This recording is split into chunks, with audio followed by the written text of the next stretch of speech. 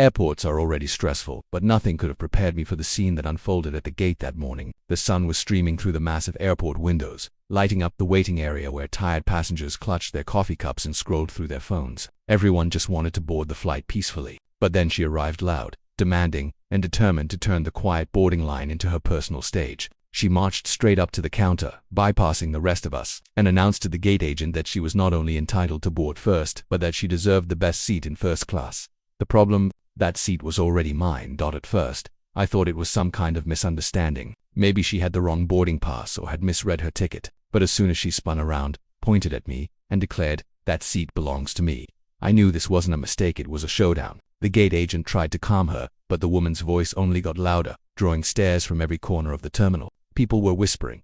Phones started recording, and the tension grew thick.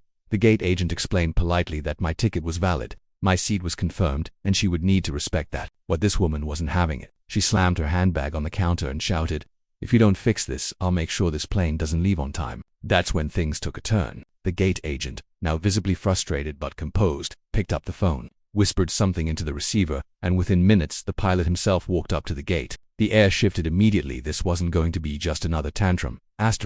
The airport was already alive with the usual mix of excitement and impatience when I arrived that morning. Sunlight spilled through the enormous glass windows, flooding the terminal with a bright glow that made everything feel sharper, more awake. The rolling suitcases, the clinking of coffee cups, and the low hum of chatter created a rhythm that every traveler knows too well. People rushed to gates, families argued quietly about snacks, and business travelers tapped at their laptops, already buried in work before the plane had even boarded.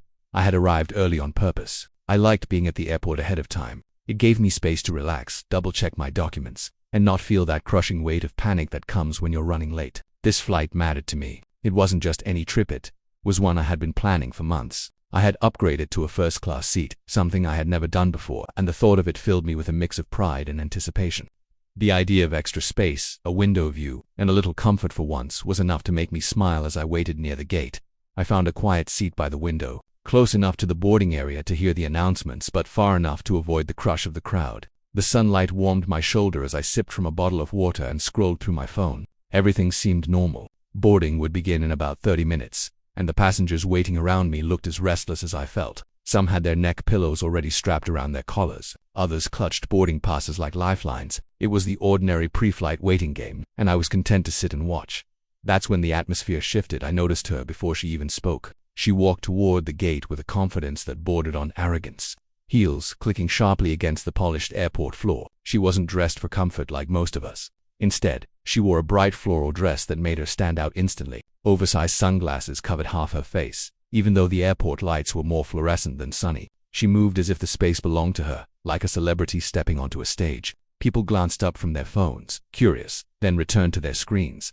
I kept watching, though, something in my gut telling me this woman was going to make waves. Sure enough, without hesitation, she bypassed the entire line forming in front of the counter. Families, businessmen, tired-looking backpackers, it didn't matter. She marched straight up to the gate agent, planted her handbag on the desk with a loud thump, and announced, "I need my seat changed." I was promised the best one in first class. The gate agent, a young woman with a calm smile, blinked at her politely. "Of course, ma'am. Can I please see your boarding pass?" The woman slid it across the counter with a flick of her manicured fingers, like she was handing over a demand rather than a ticket. I couldn't hear every word at first, but the woman's voice carried, sharp and clear. She wasn't asking, she was insisting. The agent typed quickly on her computer, checking the reservation. After a pause, she looked up with a professional smile. "I see here you're in first class already, ma'am. You have a lovely aisle seat."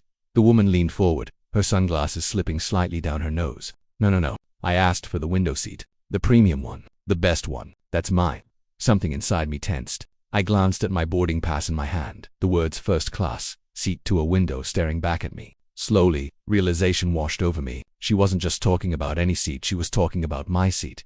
The agent responded carefully, her voice still gentle but firmer now. "I'm afraid that seat is already assigned to another passenger. I can assure you your aisle seat is very comfortable." That's when it happened. The woman turned, scanning the waiting area, and her eyes locked on me. Her fingers shot out like a weapon. "Himmy has it. That's my seat." The sudden spotlight caught me off guard. Dozens of eyes shifted toward me. I raised my boarding pass slightly, as if it were a shield. "I'm sorry, but this is my seat," I said, my voice calm but steady. Her face twisted with disbelief and outrage. "No, that's impossible. I was promised that seat. You need to move. Give it to me. A nervous chuckle rippled through the crowd, but no one dared intervene. People were already pulling out their phones, recording the drama unfolding in real time. The gate agent tried to regain control. Ma'am, please lower your voice. This passenger has the correct assignment. I can assure you your ticket is valid for another seat. But the woman was not listening. She slammed her handbag on the counter again, louder this time. Do you know who I am? I've flown with this airline for years. I spend money here, real money. I should have priority. If you don't fix this, I will make sure this plane doesn't leave on time.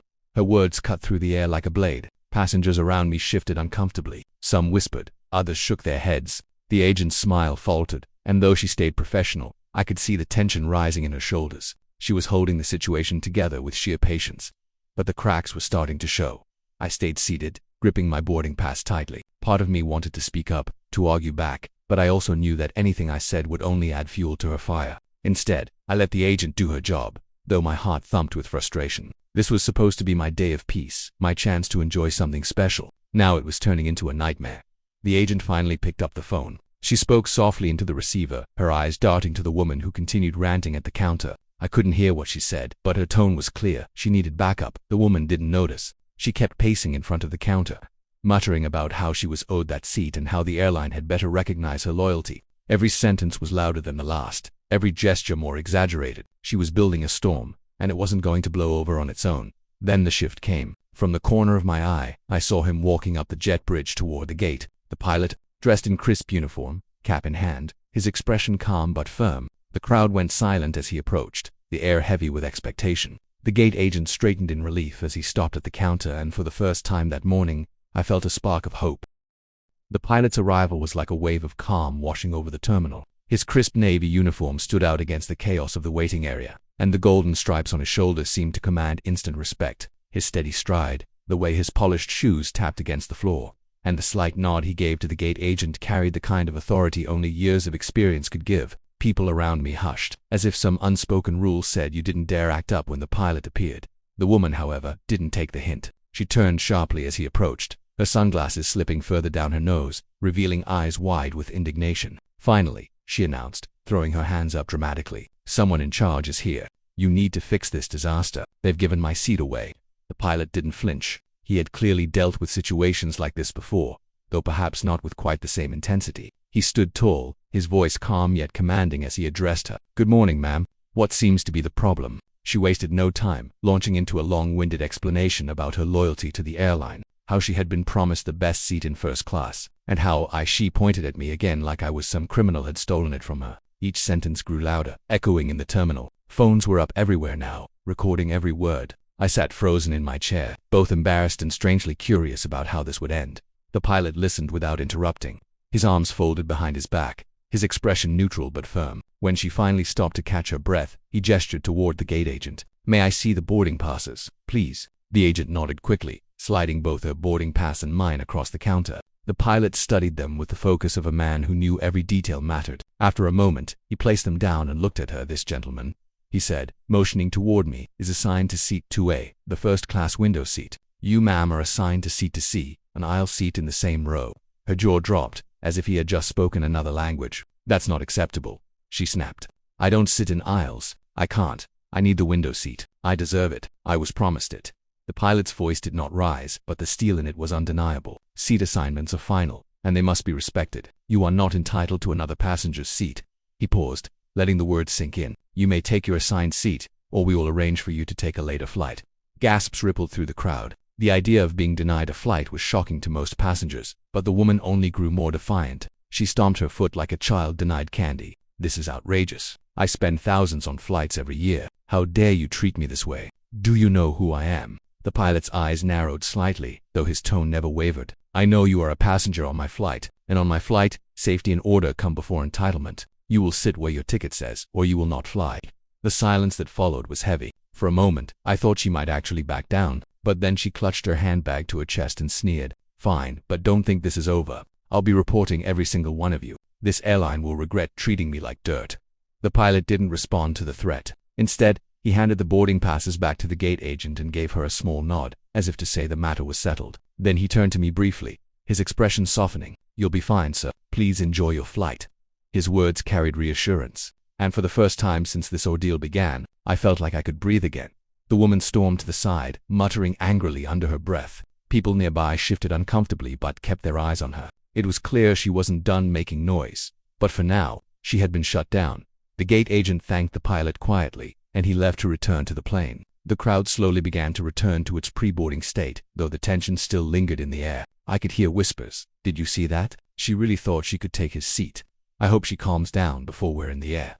I leaned back in my chair, my boarding pass still in hand, my fingers tight around it like it was a golden ticket. Relief washed over me, but so did a creeping nervousness. The situation wasn't truly over yet. She was still going to be on the same flight, just a few feet away from me. What would she do once we were actually in the cabin? As the minutes ticked by, boarding was finally announced. Families with small children lined up first, followed by priority passengers. The crowd funneled forward in slow, orderly waves. I waited for my group, my heart pounding. When my section was called, I joined the line, my carry-on dragging smoothly behind me. The woman was already at the front, flashing her ticket with a huff, her anger radiating like heat. Walking down the jet bridge, I tried to shake off the nerves. The smell of the plane hit me as I stepped inside, freshly cleaned, a faint tang of coffee already brewing, and that cold blast of air conditioning that made my skin prickle. The flight attendants greeted me with warm smiles, oblivious to the storm that had just taken place outside.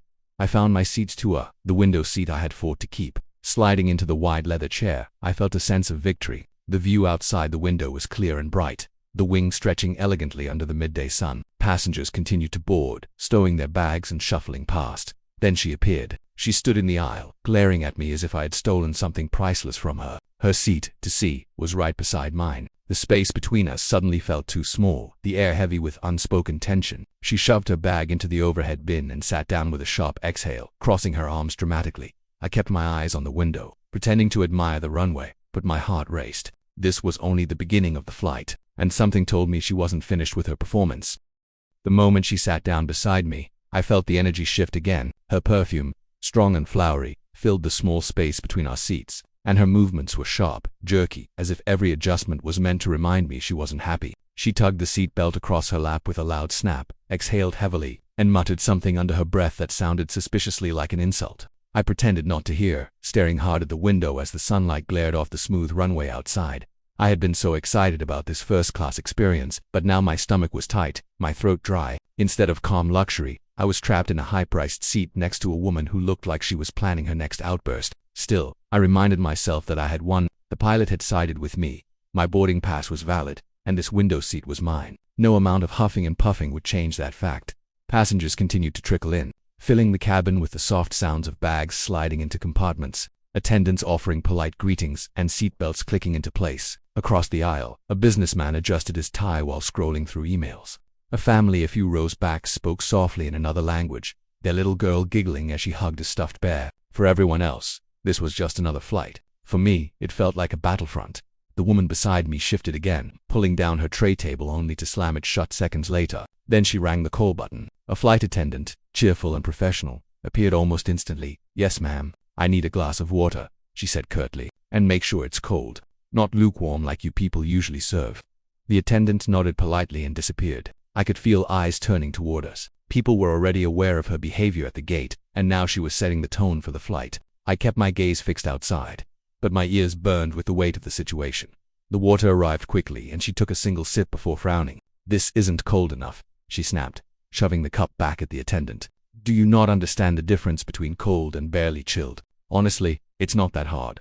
The attendant apologized gracefully, promised to bring ice, and walked away. I couldn't hold back a small sigh, shaking my head slightly. That's when she turned to me.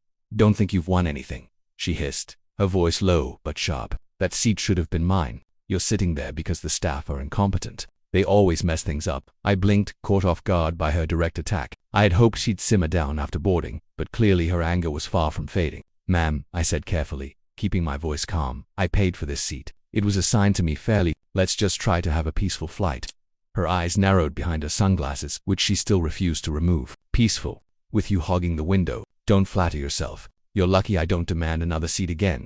I bit my tongue, refusing to engage further. There was no winning with her. The best I could do was remain calm and hope she ran out of steam. Minutes later, the captain's voice filled the cabin. "Ladies and gentlemen, welcome aboard. We're expecting a smooth flight today, with clear skies all the way to our destination. Please fasten your seatbelts as we prepare for takeoff." The engines roared to life, vibrating under our feet. The plane began to taxi, the runway stretching out before us. My excitement stirred again, a reminder that flying always carried a kind of magic, the idea of leaving the ground, of soaring above the clouds. But sitting beside me, the woman shifted and grumbled, her dissatisfaction louder than the engines themselves. As the plane lifted off, the pressure pressed us back into our seats. I glanced out the window, watching the ground shrink beneath us, cars becoming tiny dots, buildings turning into toy blocks. It was beautiful. For a brief moment, I forgot about her entirely, but not for long. The seatbelt sign pinged off, and she immediately rang her call button again. Another attendant appeared. "Yes, ma'am. I need to move. I can't sit next to this man. He's making me uncomfortable," she declared loudly, ensuring that half the cabin could hear. I turned sharply toward her, stunned. I hadn't said more than a dozen words since takeoff. How was I making her uncomfortable? My cheeks burned as nearby passengers glanced at us, curiosity and annoyance written on their faces. The attendant's professionalism never cracked. "I'm sorry, ma'am, but the flight is fully booked today. There are no other available seats."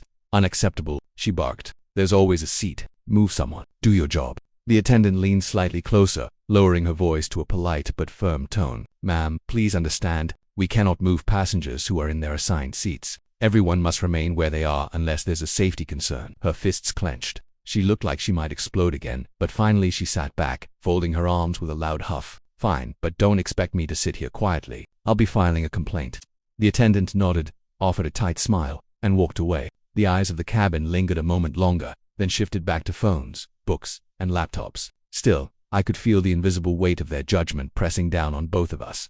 I leaned toward the window, desperate for some escape. Outside, the sky stretched wide and endless, a pale blue canvas brushed with wisps of white cloud. The sun glared off the plane's wing, dazzling and peaceful. It was a world away from the tension simmering inside. The woman, however, was far from finished. She fidgeted constantly, bumping the armrest, adjusting her seat recline, sighing loudly. Every move seemed designed to make me uncomfortable. I tried to ignore it, closing my eyes for a moment. But even with my eyes shut, I could feel her presence, sharp and unyielding. Finally, after what felt like an eternity, the attendants came by with drinks and snacks. I ordered a coffee, hoping it would help steady my nerves. She, of course, ordered red wine, and lots of it. The more she drank, the louder her complaints grew. She criticized the food, the service, even the temperature of the cabin. Every word dripped with entitlement, and every sentence felt like a reminder that peace was still far away. I sipped my coffee slowly, grounding myself in its warmth. This flight was going to be long, and sitting beside her, I realized, was going to test my patience more than I could have ever imagined. Yet in that moment, one thought kept me calm. She could complain, she could glare, she could make noise, but she couldn't take my seat. That victory, at least, was mine. The flight settled into a routine after the initial climb, but the uneasy quiet between us never really disappeared. I leaned toward the window, headphones in my ears, hoping music might drown out her constant sighing and muttering. But even with the steady rhythm of a soft playlist, I couldn't block her out completely. Every few minutes she shifted, adjusted her seat, or made some kind of sharp remark to herself. Remarks I suspected were aimed at me. The attendants began serving meals. In first class, trays arrived with a kind of ceremony, silverware neatly wrapped, dishes placed carefully, and a gentle, "Enjoy your meal." When mine arrived, I smiled gratefully, lifting the lid to reveal a warm plate of chicken, vegetables, and rice. It looked far better than anything I'd eaten on a plane before. The woman beside me, however, found fault immediately. "This is it," she said loudly, lifting the lid with disgust. "Chicken, that's the best you can do. Do you people think this is quality? I specifically requested salmon. Where is my salmon?" The flight attendant, patient as ever, bent closer. "I'm very sorry, ma'am. We have chicken or vegetarian pasta available on this flight. Unfortunately, salmon is not on the menu today." Her laugh was sharp and humorless. "Unbelievable. First, you give away my seat. Now you feed me like some economy passenger. Do you think I paid for this to be treated like garbage?" The attendant repeated her apology, offered wine to accompany her meal, and quietly stepped away. I kept my head down, focusing on my food, though I could feel the tension radiating from her like heat. She pushed her tray around noisily, clinking the fork against the plate with exaggerated movements, as if punishing the meal for existing. Halfway through the flight, when most passengers had settled into movies or naps, her antics escalated. She pressed her call button again and again, each time with a new complaint. The wine glass wasn't full enough. The blanket was too scratchy. The cabin was too cold, then too hot. The attendants, clearly growing wary, maintained their professionalism, but their polite smiles were starting to strain at the edges. Finally, after her fifth demand in less than 30 minutes, the lead flight attendant approached with a firmer tone. She crouched slightly beside the woman's seat, her voice calm but unmistakably direct. "Ma'am, we've done our best to accommodate your requests. but we need you to understand that this is a shared space. Other passengers are trying to rest, and we must ensure everyone has a peaceful experience. I ask that you please limit your use of the call button unless it's an emergency."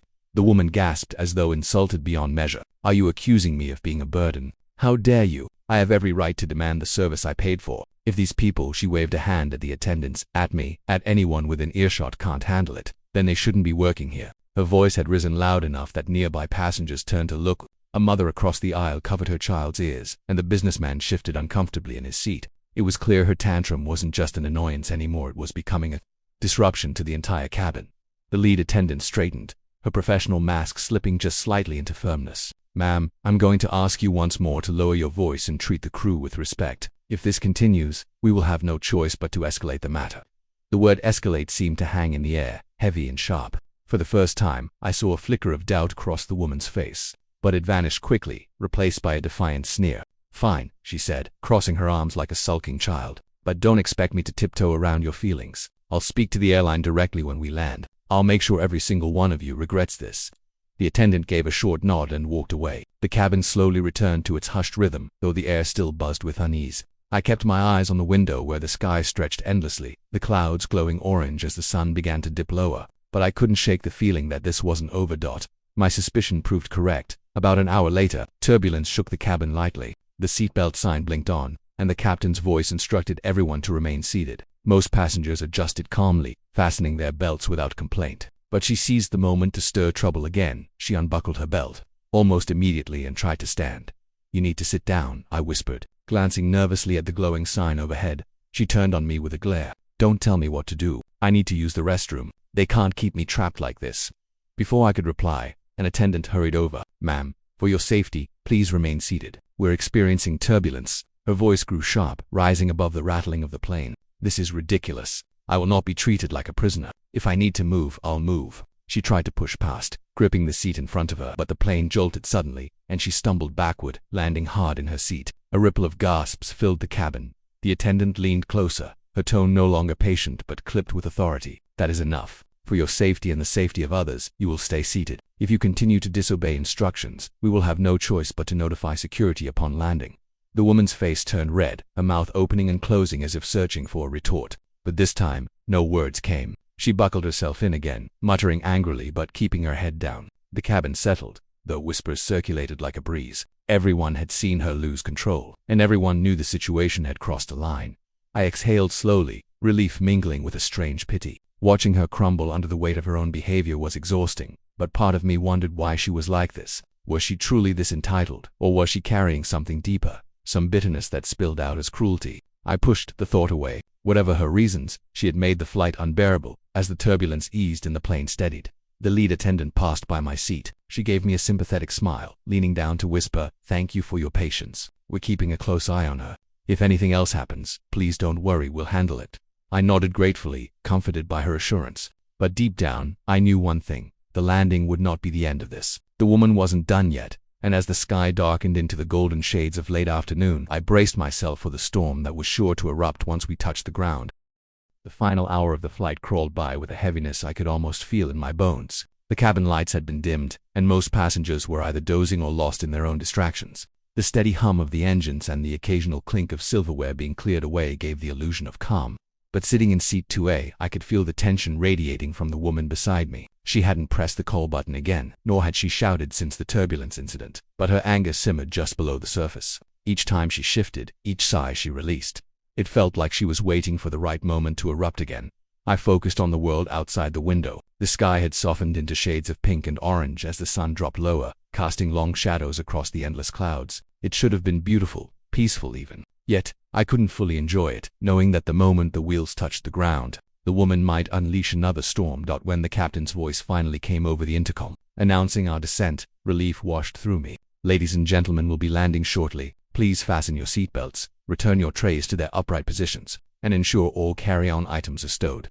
His voice carried the calm reassurance of a man who had guided countless flights safely home. For me it felt like the promise of escape. The woman groaned loudly, fumbling with her seatbelt as though even fastening it was an inconvenience designed specifically to ruin her day. "Finally," she muttered, shaking her head, "this has been the worst flight of my life." I didn't respond. I knew by now that anything I said would only spark another argument. Instead, I tightened my seatbelt and braced myself for the landing. The plane tilted downward, engines roaring as the ground came into view through my window. Rows of tiny houses, winding roads, and patches of greenery spread out like a model city beneath us. The wheels touched down with a thud, bouncing once before settling firmly on the runway. A collective sigh moved through the cabin, the kind of exhale that comes when the hardest part is over. The woman, however, immediately unbuckled her seatbelt before the sign turned off. Reaching up for the overhead bin, "Ma'am, please remain seated until we reach the gate," an attendant reminded her firmly. She waved the words away. "I don't need your instructions. I'm getting my bag before someone else messes it up."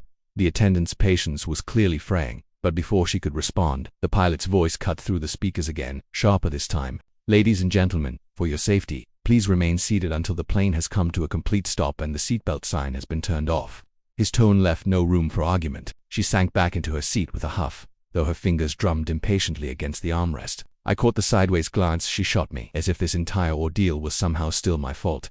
The plane taxied slowly toward the gate. Finally, with a soft jolt, it stopped. The seatbelt sign pinged off, and passengers surged to their feet, eager to escape the cabin. I stayed seated, waiting for the aisle to clear. The woman beside me shoved her way up, snatching her bag from the overhead compartment with exaggerated effort. "Move," she snapped at the businessman across the aisle. Even though he was already stepping aside, she barged into the line, muttering about incompetence and wasted money. But as she reached the front of the cabin, 2 uniformed security officers stepped onto the plane. They were tall, serious, and clearly there for one purpose. The lead attendant walked up to them, gesturing discreetly toward the woman. Her face drained of color as the officers approached. "What is this? Why are they here?" she demanded, her voice rising once again. "Ma'am," one officer said firmly, "we've been notified of your behavior on this flight. We need you to step aside and come with us." Gasps rippled through the cabin. Passengers craned their necks to watch as she flailed her arms, her outrage returning full force. "This is insane. I did nothing wrong." She pointed at me again, her voice shrill. "He took my seat. This is all his fault." The officer didn't flinch. "Ma'am, you've been warned multiple times to comply with instructions. This is no longer a discussion. Please come with us now." For a moment, I thought she might refuse, that she would cause one final scene. But under the stern gazes of both officers and the watchful eyes of nearly every passenger, her defiance cracked. She huffed, clutching a handbag to her chest like a shield, and allowed herself to be escorted off the plane. A hush lingered after she disappeared down the jet bridge, followed by a wave of whispers. Some passengers shook their heads, others exchanged knowing looks. A few even clapped softly, though the applause faded quickly. The relief was universal. The line began moving again, people filing out of the cabin with quiet efficiency. When it was finally my turn, I stood, collected my bag, and stepped into the aisle. The lead flight attendant caught my eye and offered a small apologetic smile. "Thank you for your patience today," she said softly. I nodded, my throat tight with exhaustion but also gratitude. "You handled it well," I replied. As I walked off the plane, the air of the terminal felt fresher, freer somehow. The ordeal was behind me, but the memory of it lingered, a reminder of how quickly entitlement and anger could turn a simple flight into chaos. Yet it was also a reminder of something else, that standing your ground mattered, and that sometimes the only way through conflict was calm, steady patience. Outside the gate, passengers dispersed into the terminal, dragging their suitcases toward baggage claim or rushing to connecting flights. I paused for a moment, watching the sunlight streaming through the wide windows. The day had been long, frustrating, even exhausting, but in the end, I had kept my seat, I had kept my dignity, and I had seen justice done. The woman's anger had burned hot, but in the end it hadn't carried her anywhere. What carried the day was something quieter, stronger: the unshakable patience of the crew, the authority of the pilot, and the simple fact that the truth doesn't bend to tantrums. As I walked toward the exit, my shoulders relaxed for the first time all day. The chaos was over. The flight was behind me, and I knew this was a story I'd never forget.